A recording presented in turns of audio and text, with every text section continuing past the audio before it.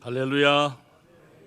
오늘 오후 찬양 예배에 나오신 여러분들을 뜨거운 마음으로 환영합니다. 오늘 하나님께서 주신 말씀은 여호수아서 21장 43절에서 45절까지의 말씀입니다. 구약 352페이지입니다. 여호수아서 21장 43절에서 45절까지의 말씀을 다 함께 한 목소리로 봉독하시겠습니다.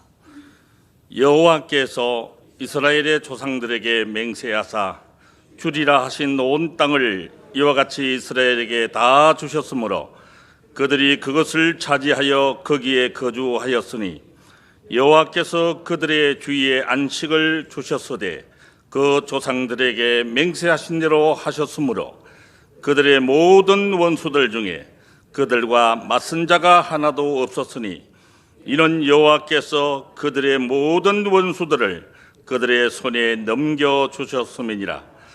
여호와께서 이스라엘 족속에게 말씀하신 선한 말씀이 하나도 남음이 없이 다 응하였더라. 아멘. 오늘 주신 말씀으로 유업의 최고봉이라고 하는 제목으로 말씀 전할 때 다 함께 성령이 임하는 은혜의 시간이 되시기를 간절히 기도합니다. 하나님의 은혜로 이제 복례동 성전 시대가 시작이 되었습니다. 무탈하게 이사를 잘 마무리할 수 있도록 함께해 주신 에베네셀의 하나님 아버지께 감사와 찬양을 올려드립니다. 미국의 하버드 대학교의 최고 경영자 연구센터에서 미국에서 성공한 최고 경영자 500명을 대상으로 설문조사를 했습니다. 그 결과 이 세 가지의 공통점을 발견했는데요. 첫 번째 공통점은 그들 모두가 큰 비전을 갖고 있었다는 것입니다. 그냥 목적 없이 닥치는 대로 사는 것이 아니라 남보다 큰 일을 하겠다는 큰 비전을 각자의 가슴 속에 품고 살아가는 사람은 결국 큰 인물이 되었다는 것입니다. 두 번째 공통점은요, 그들 모두가 끈기와 인내가 있다는 점입니다. 다른 사람들은 도중에 다 포기해도 끝까지 포기하지 아니하고 인내와 끈기로 버텨낸 사람들은 결국 성공하게 되더라는 것입니다. 세 번째 공통점은요, 하나님을 잘 믿는 사람들이었습니다. 늘 기도하는 사람, 독실한 기독교 신자, 올바른 신앙과 종교를 가진 사람들이 끝까지 성공했다는 공통점을 가지고 있었습니다. 성도 여러분, 오늘 말씀을 전해드릴 본문에서는 430년의 종살이를 마감하고 애굽 땅에서 출애굽한 이스라엘 백성들이 무려 40년 동안이나 광야 생활을 거쳐서 겨우 가나안의 입성을 마쳤습니다. 그리하여 모든 지파들이 골고루 유업을 분배받아 정착을 하게 됩니다. 마지막으로 하나님께서는 여태 유업을 받지 못한 레위 지파에게 거주할 성읍과 함께 목초지를 제비 뽑아줍니다. 이로써 하나님께서 맹세하신 가나안 땅에 대한 모든 약속이 성취되었음을 최종적으로 확인해 주고 있습니다. 레위 지파의 족장들이 대제사장과 여호수아와 이스라엘 자손의 지파 족장들에게 와서 하나님이 모세에게 명령하셨던 성읍과 목초지를 달라고 청구를 하였습니다. 레위 지파의 이러한 요구는 두 가지 측면에서 우리에게 교훈을 주고 있습니다. 그 첫 번째 교훈은 하나님께서 오래전에 약속하신 말씀을 잊지 않고 마음에 담아둔 것입니다. 하나님께서 주신다고 약속하신 유업은 적극적인 자세로 받아야 마땅합니다. 세월이 흘렀다고 해서 포기해버리거나 잊어버리는 것은 하나님의 신실하심을 외면하고 약속의 선물에 대한 귀중성을 충분하게 인식하지 않기 때문입니다. 그러나 우리가 이 여호수아서를 계속 공부하다 보니까 여호수아서가 우리에게 역설하고 있는 강조점이 하나 있음을 발견하게 됩니다. 그것은 바로 하나님께서는 분명히 약속을 지킨다는 점입니다. 디모데후서 2장 13절의 말씀을 새 번역으로 봉독해 올리겠습니다. 우리는 신실하지 못하더라도 그분은 언제나 신실하십니다. 그분은 자기를 부인할 수 없으시기 때문입니다. 아멘. 우리는 비록 신실하지 못하더라도 하나님은 자신의 말씀에 신실하십니다. 하나님은 자신의 성품을 거슬러서 행하시지 않습니다. 성경책에 기록된 하나님의 약속의 말씀들은 수천 년이 지난 것들입니다. 그러나 우리는 하나님의 신실하신 많은 증거를 보고 담대하게 청할 수 있습니다. 하나님이 약속하신 것이기에 가능합니다. 레위 지파는 자신들의 유업의 약속을 청구하여 받았습니다. 이것은 유업의 한 원리이기도 합니다. 하나님께서 약속하신 것은 갈렙과 슬로브닷의 아들과 딸들과 여호수아의 선례에서 보듯이 청구할 수 있습니다. 유업의 원리는 청구하고 소유하고 인식하고 누리는 것입니다. 2절의 말씀입니다. 가나안 땅 실로에서 그들에게 말하여 이르되 여호와께서 모세에게 명령하사 우리가 거주할 성읍들과 우리 가축을 위해 그 목초지들을 우리에게 주라 하셨나이다 하매. 아멘. 그렇습니다, 여러분. 우리는 하나님께서 우리에게 주라고 하신 것을 구해야 합니다. 우리는 하나님이 약속하시고 인정하신 것을 청할 줄 알아야만이 바른 기도를 할 수 있습니다. 이것이 모든 성도들의 정상적인 기도의 패턴입니다. 그러나 이 원리를 하나님의 뜻이나 약속과는 상관없이 무조건 매달리는 기도를 하게 되면 내가 원하는 것을 주신다는 식으로 오해하지 말아야 합니다. 그런데 성경에서 약속했다고 해서 자동적인 것은 결코 아닙니다. 성경의 약속은 가나안 유업처럼 하나님의 맹세 성격을 가진 것도 있습니다. 그래서 당장은 아니더라도 언젠가 반드시 실현되는 것도 있습니다. 그러한 경우라도 믿음의 싸움을 전제한 것입니다. 사실상 대부분의 약속은 조건부입니다.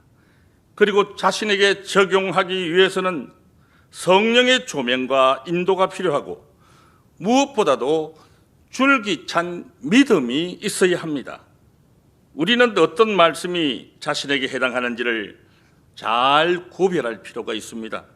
모든 성도들에게 다 해당되는 보편적인 약속의 말씀도 있지만은 개인적으로 적용되는 약속들은 반드시 성령의 도움이 필요한 줄 믿습니다.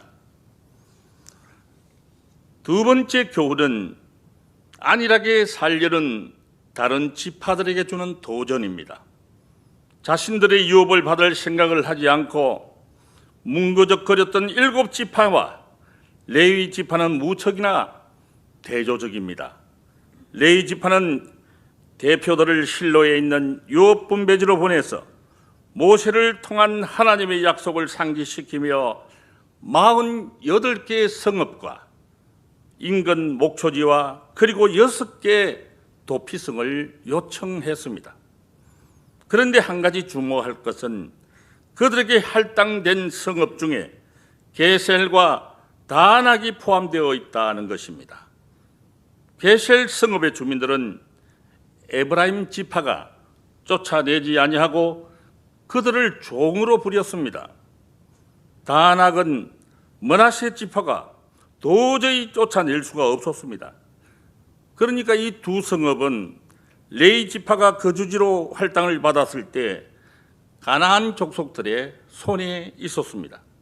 레위인들은 이 지역이 언젠가는 자기들의 거주지가 될 것으로 믿고 알고 믿음으로 받아야 했습니다. 성도 여러분, 레위인들의 유업은 성전에서 하나님을 섬기는 직분과 함께 하나님과의 밀착된 매일매일의 교제였습니다. 그래도 살아야 할 거주지가 필요하고 목초지도 있어야 했습니다. 그래서 이스라엘 지파들은 레위인들에게 자기들의 유업에서 일부 성읍들과 일부 목초지를 내어주어야 했습니다. 각 지파에서 레위 지파에게 성읍과 목초지를 떼어주는 것은 그들이 받은 할당분의 크기에 비례했습니다. 큰 땅을 받은 지파들은 그만큼 더 많은 성읍과 목초지를 내어줘야 했습니다. 그래서 넓은 땅을 유업으로 받았던 유다 지파의 경우에는 납달리의 소수 지파보다 더 많은 영토를 레위 지파에게 내어놓았습니다. 민수기 35장 8절의 말씀입니다. 함께 읽어보시겠습니다.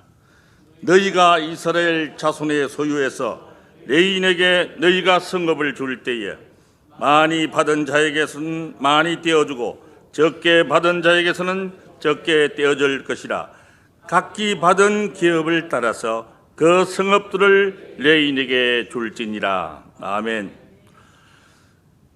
이것은 각 지파가 레위 지파를 위한 기여에 참여하게 함으로써 지파의 연합을 보여주는 훌륭한 모델이기도 했습니다. 십시일반이란 말이 있지요. 하나님의 백성이 모두가 이런 마음으로 믿음의 형제 자매들을 돕는다면 훨씬 더 공평하고 연합된 사랑의 공동체가 될 것입니다. 그러나 하나님의 백성 중에는 경제적인 여유가 더 많으면서도 오히려 더 인색한 사람들이 있습니다. 그와는 반대로 여유가 없음에도 불구하고 후한 마음으로 과부의 2렙돈을 바치는 심정으로 아낌없이 헌금을 내시는 성도님들도 계십니다. 우리는 하나님께서 즐겨 받으시는 헌신을 하기에 하나님으로부터 인정을 받는 저와 여러분 되시기를 간절히 기도합니다. 성도 여러분, 제사장 계통이 아닌 레위인들에게는 여러 지역에 두루 산지한 48개의 성읍들을 주었다고 했습니다. 각자의 성읍에서 백성들에게 모세의 율법을 가르치면서 영적 도움을 주게 하였죠. 이처럼 레위인들의 주요 역할은 성전 봉사와 함께 백성들에게 율법을 가르치는 것이었습니다. 레위 지파를 통해서 이스라엘 백성 전체가 하나님의 말씀을 배우게 하는 것이 하나님의 뜻이었습니다. 여호와께서 그들의 주의 안식을 주셨으되 그 조상들에게 맹세하신 대로 하셨으므로 그들의 모든 원수들 중에 그들과 맞선 자가 하나도 없었으며 이는 여호와께서 그들의 모든 원수들을 그들의 손에 넘겨주셨음이니라. 아멘. 오늘 본문인 여호수아서 21장의 마지막 구절은 하나님이 신실하심에 대한 대선언입니다. 그리고 강력한 설득력을 가진 장엄한 대정언이기도 합니다. 본문은 1장에서 12장까지의 하나님의 동행과 승리의 실현을 확인시켜 주었습니다. 그리고 13장에서 21장까지의 유업의 분배를 집약하며 여호와께서 이스라엘 족속에게 말씀하신 선한 말씀이 하나도 남음없이 다 응하였더라는 결론을 내리고 있습니다. 하나님은 모든 백성에게 안식을 주셨습니다. 안식의 1차적 의미는 적대 세력의 위협에서 벗어난 것을 말합니다. 하나님께서는 원래 약속대로 가나안의 원수들을 섬멸케 하셨습니다. 또한 그의 약속을 믿고 가나안으로 들어간 백성들은 적과 꿀을 즐기게 되었습니다. 그들은 원수들을 물리치고 가나안 땅을 유업으로 받았습니다. 이제 그들은 원수들로부터 안식하는 자유를 누렸습니다. 일반적인 의미에서 안식은 외부적인 위협과 압제로부터 자유롭고 대결, 기근 혹은 재앙을 당하지 않는 평화로운 상태를 가리킵니다. 여기에서 안식에 대한 몇 가지 본문을 예시해 보겠습니다. 먼저 신명기 3장 20절의 말씀입니다. 여호와께서 너희에게 주신 것 같이 너희의 형제에게도 안식을 주시리니. 다음은 출애굽 20장 11절의 말씀을 다 함께 읽어보겠습니다. 이는 여세 동안에 나 여호와가 하늘과 땅과 바다와 그 가운데 모든 것을 만들고 일곱째 날에 쉬었습니다. 그러므로 나 여호와가 안식일을 복되게 하여 그날을 거룩하게 하였느니라. 아멘. 여기에서의 안식은 단순히 전쟁 후의 평화를 가리킵니다. 안식은 하나님의 백성이 하나님의 장소에서 하나님의 다스림을 받는 사회적 복지를 시사합니다. 그래서 안식의 개념은 창조의 일곱째 날을 소급하여 암시하고 있습니다. 다음은 시편 95편 11장과 히브리서 3장 18절입니다. 제가 봉독해 올리도록 하겠습니다. 그러므로 내가 노하여 맹세하기를 그들은 내 안식에 들어오지 못하리라 하였도다. 또 하나님이 누구에게 맹세하사 그의 안식에 들어오지 못하리라 하셨느냐? 곧 순종하지 아니하던 자들에게가 아니냐. 아멘. 같은 주석 ESV 스터디 바이블을 보시게 되면은 시편에 나오는 안식의 의미를 하나님의 임재를 영원히 즐기는 이미지로서의 안식이라고 설명을 하고 있습니다.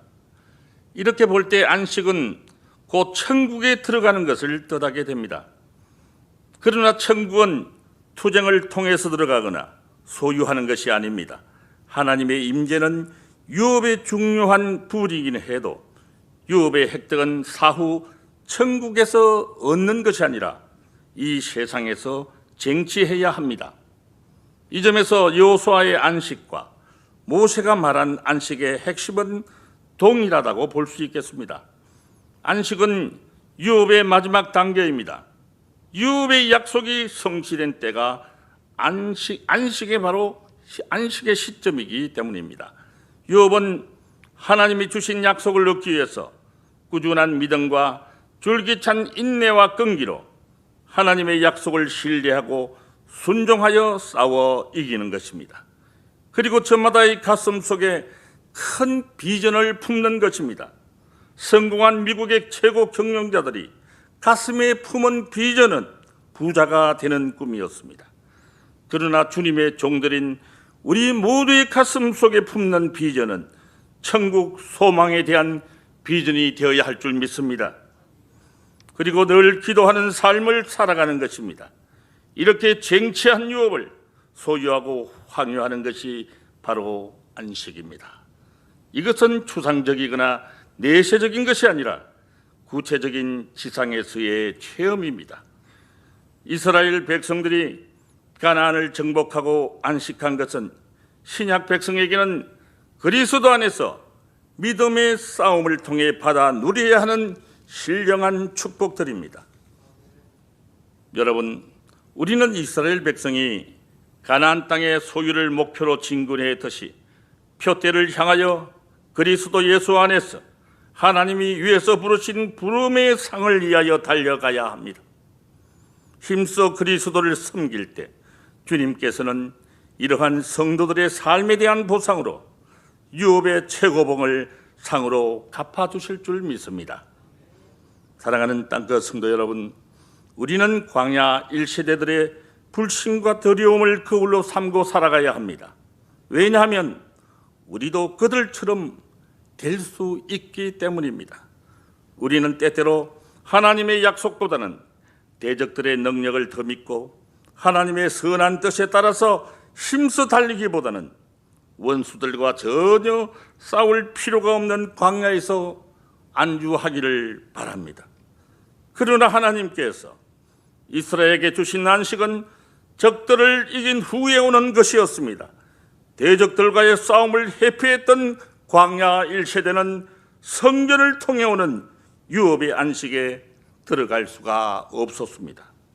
그러나 우리가 모세 세대가 아닌 여호수아 세대를 담는다면 하나님의 유업의 약속이 우리의 나날의 삶 속에서 이루어지는 것을 체험하기 시작하는 기쁨을 누리게 될 줄 믿습니다. 물론 극심한 싸움도 있고 갈등과 실수와 실패도 있을 것입니다. 그러나 하나님께서는 끝까지 하나님 편에서 신의를 지키며 하나님께서 계획하신 구원의 큰 그림을 보고 헌신하며 충성하는 우리 성도들에게는 분명 유업의 최고봉인 인생의 승리를 안겨주실 줄 믿습니다. 기도하겠습니다. 사랑의 하나님, 우리 모두의 가슴 속에 천국의 소망에 대한 비전을 품고 살아가는 우리 모두가 되게 해 주시옵소서. 하나님이 주신 약속을 얻기 위하여 꾸준한 믿음과 줄기찬 인내와 끈기로 하나님과의 약속을 신뢰하고 말씀에 순종하는 우리 모두가 되게 하옵소서. 늘 기도하는 삶을 살아가는 우리 땅끝 공동체가 되게 하옵소서. 그리하여 하나님의 유업의 약속들이 우리 모두의 삶 속에서 이루어지는 큰 기쁨을 누릴 수 있는 우리 모두가 되게 해 주시옵소서. 예수님의 이름으로 기도드립니다. 아멘.